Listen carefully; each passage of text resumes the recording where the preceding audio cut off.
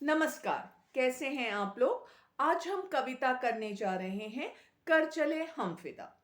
कर चले हम फिदा कविता देशभक्ति की कविता है। यह एक गीत है जिसे गाया जा सकता है और इसमें सैनिकों के मन की भावनाओं को प्रकट किया गया है।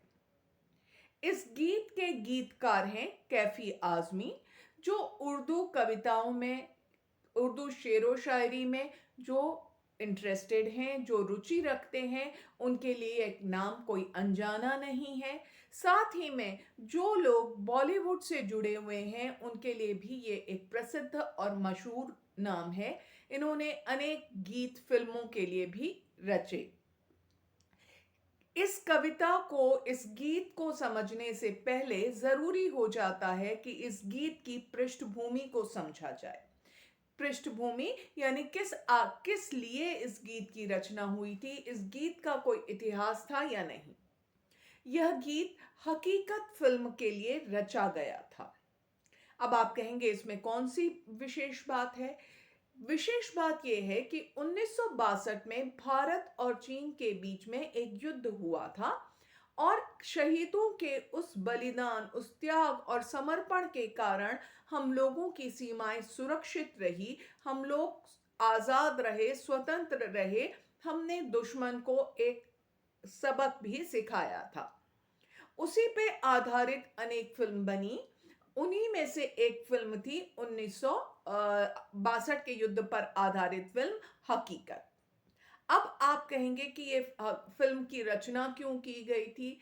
देखिए, कोई भी युद्ध जो होता है वो केवल एक और सैनिक लड़ रहे होते हैं, वहां का युद्ध होता है। दूसरा सरकार की तरफ से रहता है। तीसरा एक जनता का भी रहता है, योगदान रहता है। जनता का जो मनोबल सैनिकों का वो मनोबल बढ़ाते हैं, सैनिकों के परिवार का मनोबल बढ़ाते हैं, उसकी भी एक महत्वपूर्ण भूमिका रहती है। यह गीत सैनिकों का मनोबल जहां बढ़ाता है, उनके मन की बात को हमारे सामने रखता है, उनकी भावनाओं से हमें परिचित करवाता है और उस समय युद्ध में वास्तविक परिस्थितियां क्या थी, क्या कठिनाइयों को उन्हें झेलना पड़ा, उसके बारे में भी यह गीत बताता है। और ये सैनिकों का मनोबल बढ़ाने के लिए अनेक लेख भी लिखे गए, नाटक भी लिखे गए, कहानियां भी लिखी गई, फिल्में भी बनी गई और ऐसी ही एक फिल्म थी हकीकत। अब आपके सामने स्पष्ट हो गया क्या इस गीत की कोई ऐतिहासिक पृष्ठभूमि है? बिल्कुल है। भारत चीन युद्ध पर आधारित बनी फिल्म हकीकत का यह गीत है, जिसके रचयिता, जिसके कवि कैफी आजमी हैं। उर्दू शब्दावली का प्रयोग किया गया है और जब मैं गीत कह रही हूं तो गीत वही होते हैं जिन्हें गाया जा सकता है। और साथ में आप देखेंगे इसमें बहुत सारे मुहावरों का भी बीच में प्रयोग किया गया है। ठीक है, ये आपको मैंने गीत तक की विशेषता बता दी। अब हम कविता की ओर आगे बढ़ते हैं। कविता का सबसे पहले नाम देखिए, शीर्षक देखिए, कर चले हम फिदा। हम फिदा माने सब कुछ समर्पित करके जा रहे हैं, सब कुछ अर्पित करके हम आगे बढ़ रहे हैं। पहला अनुच्छेद देखिएगा, कर चले हम फिदा जानो तन साथियों, अब तुम्हारे हवाले वतन साथियों। हम सब कुछ, ये पहली दो पंक्तियां पहले अनुच्छेद की, हम ये बार बार आएंगी। हम सब कुछ समर्पित करके जा रहे हैं और तुम्हें ये अपने साथियों को, देशवासियों के लिए साथियों शब्द का प्रयोग किया जा रहा है, उनको एक सुरक्षित देश सौंप कर जा रहे हैं। हम कहां जा रहे हैं? मृत्यु लोक की ओर हम प्रस्थान कर रहे हैं। हमने वीर गति को हम प्राप्त कर चुके हैं, लेकिन तुम्हें यह विरासत में एक सुरक्षित देश देकर जा रहे हैं। अब तुम्हारे हवाले वतन साथियों, बाकी लोगों को हम ये सुरक्षित देश देके जा रहे हैं। इसकी रक्षा करना आपकी जिम्मेदारी है। अब देखिए, अगली पंक्तियां बताऊंगी जिसमें अब पता चलेगा कि उन्हें किस कठिनाइयों का, वहां पे देखिए हिमालय की ऊंचाइयों में वो चढ़ रहे थे, भारत आजाद हुआ था और भारत उस समय युद्ध की परिस्थितियों के लिए तैयार नहीं था, और चीन ने जो आक्रमण किया, फिर भी उन सैनिकों का मनोबल कम नहीं हुआ। सांस थमती गई, नब्ज जमती गई, फिर भी बढ़ते कदम को न रुकने दिया। जलवायु की विषमता के कारण सांस लेने में कठिनाइयां हो रही थी। नब्ज, जो पल्स थी, जो दिल की धड़कनें थी, वो कम होती रही। लेकिन उस जलवायु की विषमता ने, शब्द देखिएगा, जलवायु यानी जो बिल्कुल विपरीत क्लाइमेट हमें सहना पड़ रहा था हिमालय में चढ़ते समय, उसके कारण भी हमारे हौसले कम नहीं हुए, बढ़ते कदम नहीं रुके, अर्थात हमारे हौसले कम नहीं हुए। कट गए सर हमारे तो कुछ गम नहीं, सर हिमालय का हमने न झुकने दिया। सर जो होता है वो हमारे मान और सम्मान का प्रतीक होता है, ठीक है ना। अभिमान, सर झुकना, शर्मिंदा होना। कट गए सर, हमें अपने जीवन का समर्पण करना पड़ा, कोई बात नहीं, लेकिन हम भारत माँ के जो गौरव भरा मस्तक है हिमालय, उसको किसी भी तरह से हम किसी और के अधीन नहीं होने देंगे।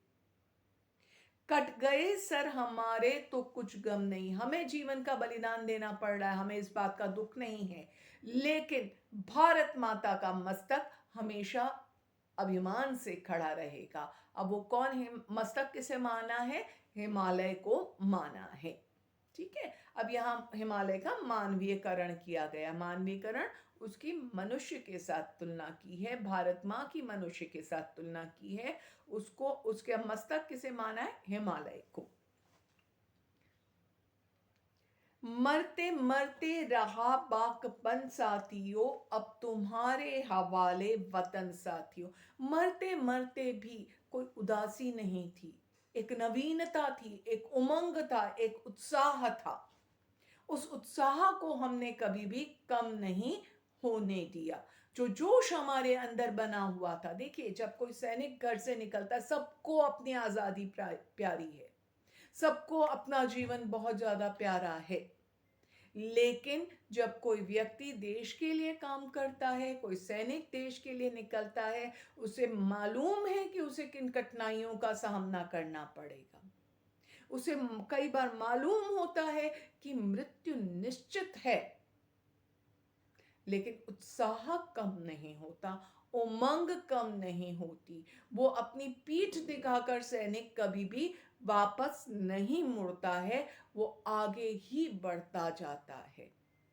आपने, आज के दिन तो हमारे पास सुविधा है, मीडिया है, हम बहुत सारी ऐसी फिल्में देखते हैं, बहुत सारी परिस्थितियां हम ऐसे देख रहे हैं, विश्व स्तर में, भारत के स्तर पे हम देख रहे हैं, दिन प्रतिदिन ऐसी घटनाएं हमारे सामने आ रही हैं। मालूम है खतरे का सामना करना पड़ेगा, लेकिन वह खतरे का सामना करके विजयी होकर आगे बढ़ते रहते हैं, उसमें उनका उत्साह और उमंग कम नहीं होती है।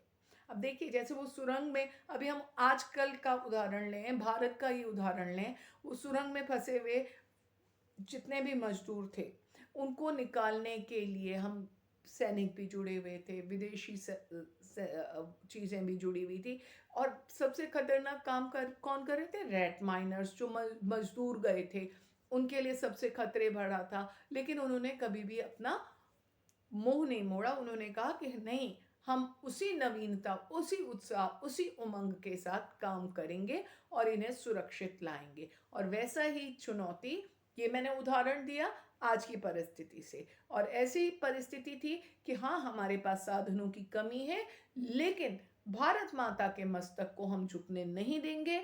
उमंग और उत्साह के, बांकपन माने पूरी उमंग, पूरी उत्साह, पूरे जो भी मैंने बताया उसमें बांकपन शब्द को समझना बहुत जरूरी है। बांकपन माने पूरी तीव्रता के साथ, नवीनता के साथ, जोश के साथ, उमंग के साथ वो आगे बढ़ते रहे।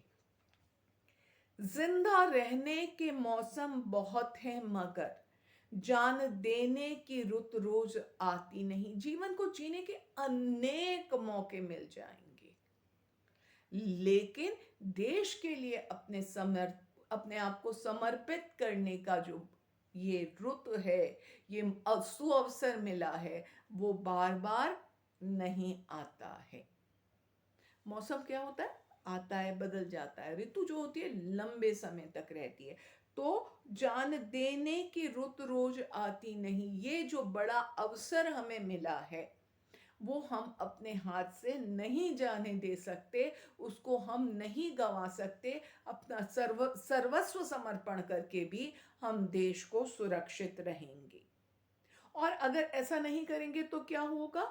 हुस्न और इश्क दोनों को रुसवा किया, वो जवानी जो खून को नहाई नहीं।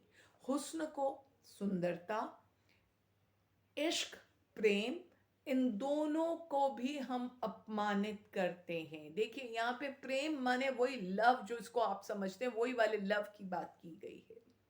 और कोई भी प्रेम कभी हमें पीछे नहीं खींचता है, प्रेम हमें आगे की ओर बढ़ाता है, आगे विकास की ओर ले जाता है। तो वो कहते हैं कि अगर हम प्रेम के लिए कुछ चीज को छोड़ते हैं, अपने लिए अगर किसी चीज को छोड़ रहे हैं, तो हम उसको भी अपमानित कर रहे हैं। हुस्न, देखिए उस समय 1962 के जिस इस युद्ध की जो बात की गई है, उस समय जो जितने भी सैनिक युद्ध के लिए गए वे सब युवा थे। 20, 21, 22, 23, 24, 25 ऐसी उम्र वाले अधिक से अधिक सैनिक थे।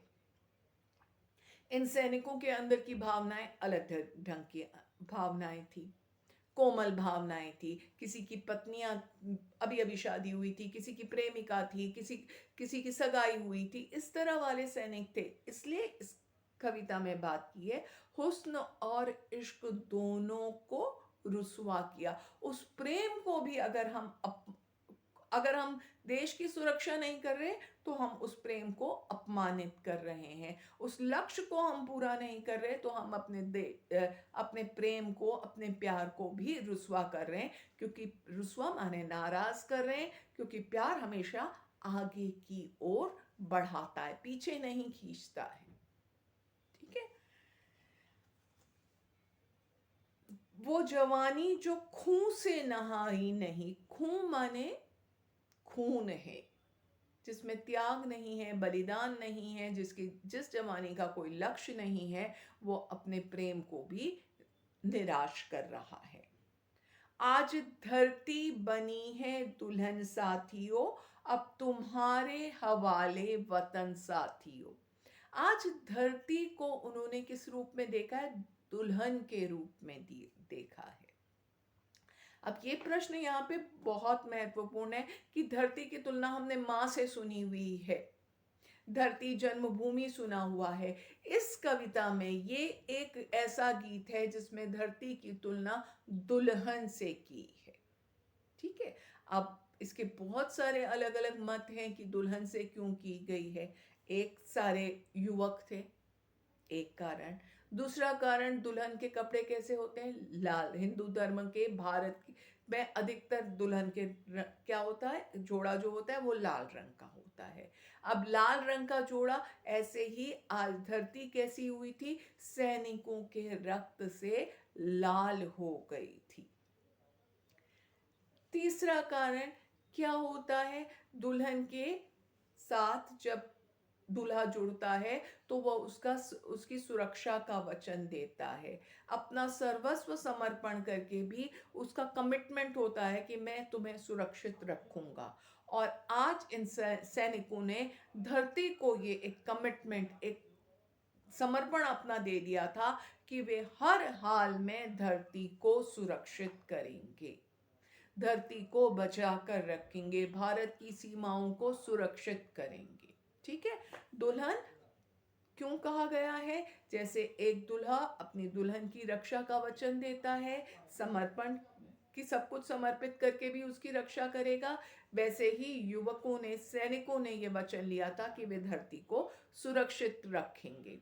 दुल्हन जैसे लाल रंग का जोड़ा पहनती है, उसी तरह से आज धरती सैनिकों के रक्त से पूरी तरह से लाल थी, और उसको समर्पित, उसको सुरक्षित करने का सैनिकों ने वचन लिया हुआ था।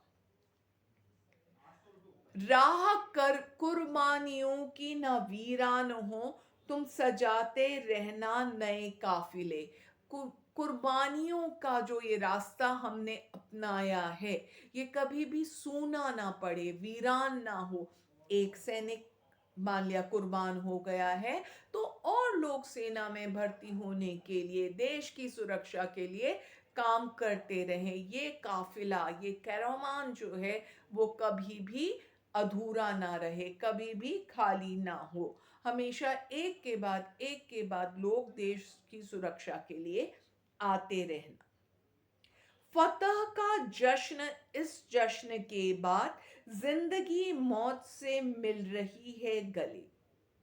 फतह, जीत को हम कब सेलिब्रेट करेंगे? सबसे पहले जब हम मौत को गले लगाने के लिए तैयार हो जाएंगे। हम युद्ध में उतरने के लिए, सैनिक जब युद्ध पे उतरता है तो वो सर पर कफन बांध कर उतरता है। सर पर कफन बांध कर उतरता है, मृत्यु को स्वीकार करते हुए आगे बढ़ता है। तो वो कह रहे हैं जीत का जश्न जो है वो तब मनेगा जब हम मौत को सहर्ष गले लगा लेंगे, मौत को अपना सब कुछ समर्पित। देखिए, एक बात समझने वाली है कि मौत को गले लगाने का मतलब निराशा नहीं है। मौत को गले लगाने का मतलब है कम वक्त में मैं लगातार आगे बढ़ता जाऊंगा। रास्ते में कैसी भी कठिनाइयां आएंगी, मैं आगे की ओर बढ़ता जाऊंगा और शत्रु को अपनी भूमि से खदेड़ते हुए उसको अपनी सीमाओं से दूर ले जाऊंगा। बांध लो अपने सर पर कफन साथियों, अब तुम्हारे हवाले वतन साथियों। अपने सर पर मृत्यु को स्वीकार लो, अपना तन मन धन जीवन जो भी है उसे तुम देश के लिए समर्पित करने के लिए तैयार हो जाओ, और ये देश अब तुम्हारे हवाले करके हम जा रहे हैं। खींच, देखिए ये सबसे, ये जो अनुच्छेद है ना इस पाठ का, ये अपने आप में बहुत ही महत्वपूर्ण है। मुझे लगता है कि ये एक स्टूडेंट के लिए ये बहुत ज़रूरी है, और एग्जामिनेशन पॉइंट ऑफ व्यू से, क्योंकि इसमें पूरा भारत के लोगों के लिए एक संदेश दे दिया है कि भारत के लोगों को किस तरह का होना चाहिए, वो इसमें इस कविता, इस अनुच्छेद में संदेश है। खींच दो अपने खूं से जमी पे लकीर, इस तरफ आने पाए न रावण कोई। जिस तरह से सीता की रक्षा के लिए लक्ष्मण ने एक रेखा बना दी थी कि कोई उस रेखा को पार नहीं कर सकता, ऐसे ही अपनी सीमाओं को पूरी तरह से सुरक्षित कर दो। और शत्रु की तुलना किससे की गई है? रावण से की है, कि वो उस सीमा को पार करके आगे ना बढ़ सके, भारत की ओर अपने कदम ना बढ़ा सके। तोड़ दो हाथ अगर हाथ उठने लगे। हम शांति प्रिय हैं, भारतवासी शांति प्रिय हैं, लेकिन यदि किसी ने हमारी शांति पे, हमारी सुरक्षा पर विघ्न डाला, उसको तोड़ने की कोशिश की, तो हम उसका जवाब अपनी वीरता के साथ ही दिखा देंगे। छू न पाए सीता का दामन कोई, सीता के इस पवित्र आंचल को, भारत की इस सीमा मातृभूमि को कोई बुरी दृष्टि से न देख सके। राम भी तुम हो, तुम ही लक्ष्मण। अब देखिए, राम की तरह मर्यादा का पालन करना भी तुम्हारी जिम्मेदारी है। अपनी तरफ से हम गलत काम नहीं करेंगे। तुम ही लक्ष्मण साथियों, और लक्ष्मण की तरह से तेज, उग्रता, वीरता और शक्ति का प्रदर्शन करना भी तुम्हारी जरूरत, तुम्हारे भीतर ये गुण होना चाहिए।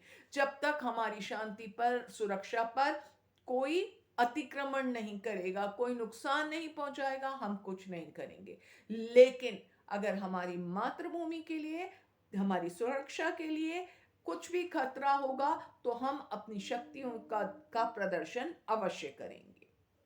अब तुम्हारे हवाले वतन साथियों, और ये वतन तुम्हारे हवाले है, और तुम्हें राम की तरह से मर्यादा का पालन करते हुए, लक्ष्मण की तरह से जोश और वीरता का को दिखाते हुए इस देश को सुरक्षित बनाने रखना है। अब बात आ जाती है इस पाठ के लिए महत्वपूर्ण प्रश्न। कवि का नाम और इसकी ऐतिहासिक पृष्ठभूमि अपने आप में बहुत ही महत्वपूर्ण है। कवि की ने यहाँ पे धरती को दुल्हन क्यों कहा गया है, ये प्रश्न बहुत महत्वपूर्ण है। इस कविता का प्रतिपाद्य 3 अंक के लिए प्रतिपाद्य थोड़ा कठिन है, पर फिर भी इस कविता की समझ आपको होना चाहिए। संदेश ज्यादा महत्वपूर्ण है। ये कविता हमें क्या संदेश देती है वो महत्वपूर्ण है। एक एक नंबर के प्रश्नों के लिए साथियों शब्द का संबोधन किसके लिए किया गया है, ये एक अच्छा प्रश्न है। इस कविता में काफिले आगे बढ़ाते रहने का अर्थ क्या है कि त्याग और बलिदान के रास्ते पे हमेशा हम लोग आगे बढ़ते रहें। ये प्रश्न अपने आप में बहुत महत्वपूर्ण है। और मैंने आपको बता दिया है कविता का संदेश क्या है। कविता का संदेश है कि भारत की सीमाओं को सुरक्षित रखना है, और उस सुरक्षित रखने के लिए हम राम की तरह से मर्यादा का भी पालन करेंगे, और जरूरत पड़ने की पर हम लक्ष्मण की तरह से जोश और वीरता का प्रदर्शन भी करेंगे, क्योंकि भारत वासी के अंदर राम भी हैं और लक्ष्मण भी हैं। हम ही हैं वो जिन्होंने देश को सुरक्षित बनाए रखना है। इस प्रश्न के सभी प्रश्न उत्तर मैं आपके साथ अभी बता ही चुकी हूं। महत्वपूर्ण क्या है, यदि शब्द आपको कविताओं की पंक्तियों का अर्थ आ जाता है तो कोई भी पाठ आपके, कोई भी प्रश्न आपके लिए दिक्कत नहीं है। हाँ, अब एप्लीकेशन बेस्ड प्रश्नों के लिए जरूरी है कि सैनिक के जीवन की चुनौतियों से आपको ध्यान के बारे में बताइए। क्या आप सैनिक बनना चाहेंगे? इस तरह के जो प्रश्न हैं ये आपको अपनी सोच के अनुसार लिखना पड़ेगा। एक बार फिर मैं आपको बता देती हूँ कवि ने कौन सी पृष्ठभूमि पर है। 1962 के युद्ध पर आधारित फिल्म जो बनी थी हकीकत, उसका ये पार्ट है। सैनिकों के मन की भावनाओं को प्रकट किया गया है। सैनिक हमसे क्या कह रहे हैं कि हम सुरक्षित देश सौंप के जा रहे हैं, लेकिन इसकी सुरक्षा को बनाए रखना हम देशवासियों की जिम्मेदारी है। हमें भारत की सीमाओं को सुरक्षित रखना चाहिए और रखना है, और हम रखेंगे। इसके लिए हम कटिबद्ध हैं राम की तरह मर्यादा का पालन करने पर, और अगर अवसर आए तो शक्ति का प्रदर्शन भी हम अवश्य करेंगे। धन्यवाद। किसी भी तरह की दुविधा हो तो अवश्य संपर्क करें।